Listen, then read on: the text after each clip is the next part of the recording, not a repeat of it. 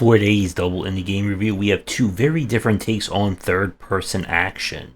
First, with the time-traveling tower defense like of Timemelters, and then we go open-world stealth with Ereban, Shadow Legacy.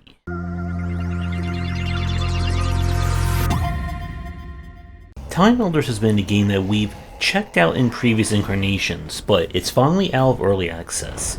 And what we have is a very different take on a mix of tower defense, puzzle design, and third-person action, which comes as no surprise, as the game was created by one of the co-creators of Sangafroid, which was a very innovative take on third-person action, tower defense, and Canadian werewolves. But we are trading Canada for, I believe this is more Celtic mythology, when we are accused of being a witch and burned at the stake with an actual witch. Her spirit enters our body in order to get her out and save the land from a demonic force.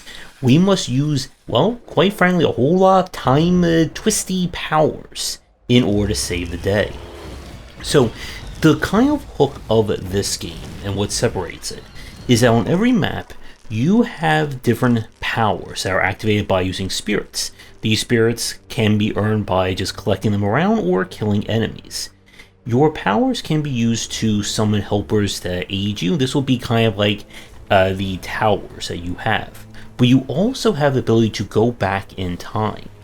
And on different maps, you'll have kind of different rewinds.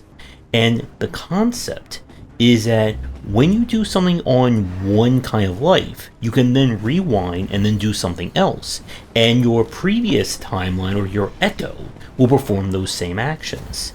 So the concept is that you, and you must defend against multiple enemies coming at you from all angles. You'll also need to kind of fly up in spirit form to manage things from above, summon spirits to help people, and use your powers wherever they need be. Now, the game itself definitely has a very innovative and interesting story to it, and the gameplay is no slouch either.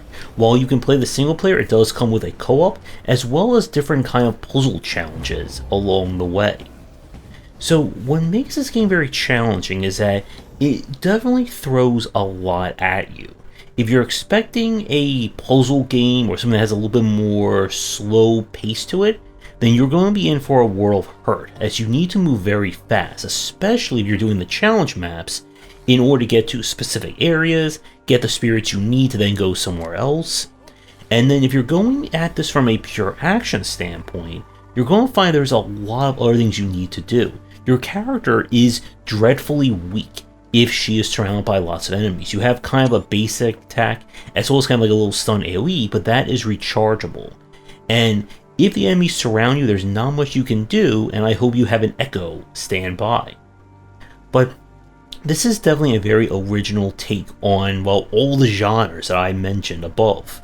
So I would definitely recommend this one. For anyone who's played through Sangafroid, as I mentioned earlier, that if you enjoy this kind of mix of third-person action with a piece of tower defense and puzzle to go with it, then this definitely comes with a high recommendation.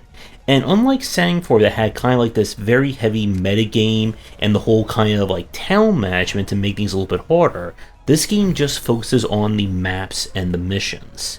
So, very great game, and one that I do want to go back to and play at some point, as I do want to see kind of where this whole story will lead with all of its twists and timey turns. We now switch over to Ereban, Shadow Legacy. We play as Ayanya. She is the last of her species of creatures that can manipulate and can kind of work in literal shadows. When she gets invited to a mega corporation that is super friendly and keeps the sun alive and could possibly not have any ulterior motives, well, it turns out they do. And in order to discover the fate of her people, the dark underbelly of this corporation, she's going to have to sneak, stab, and complete objectives one stealth area at a time. Our gameplay loop here is kind of stealth action.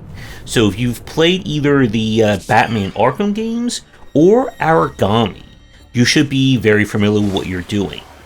Ionia here has the power to quite literally enter any shadow she sees. She can use this to sneak around enemies, get through obstacles, and set up 4 stealth takedowns. If you are caught by an enemy, it is game over, or I should say restart a checkpoint. And you'll explore massive environments looking for upgrade materials, side quests, and of course wherever it is you're trying to go.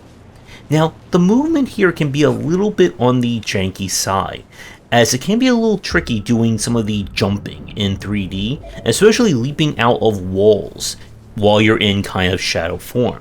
Now, this game does feature upgrades in the form of being able to add new skills, allow you to enhance how easy it is for you to take down enemies, etc. But the game doesn't feel like it is balanced around needing them. As you get further in, the levels become more and more open, but you still have kind of fixed objectives you need to clear, and that can make things a little bit annoying, as you still need to kind of get around the different patrol paths and so on.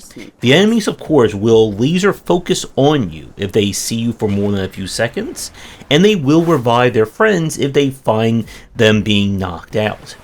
And like a lot of these stealth action games, you are also graded on how well you sneak, stab, or completely remain as a ghost throughout the map. So this one, like I said, can be a little bit on the clunky side here and there, but there is some good design here as a stealth action game. If you enjoyed Origami and this idea that you are incredibly powerful provided no one sees you, then I would recommend checking this one out.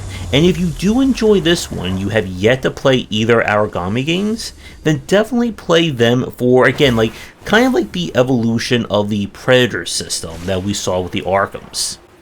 So with that, we're going to wrap up these reviews here. Both games were played with press keys.